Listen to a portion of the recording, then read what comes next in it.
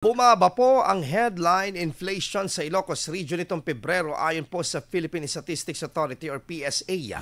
Sa datos po ng ahensya, nasa 2.5% ang naitalang inflation rate nitong Pebrero, mas mababa kung ikukumpara sa 2.9% na inflation rate ng buwan ng Enero.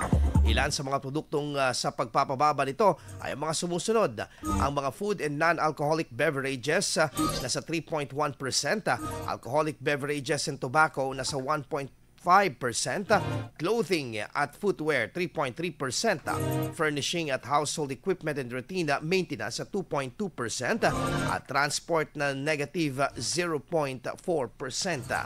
Ang personal care naman at miscellaneous goods and services na nasa 3.9%.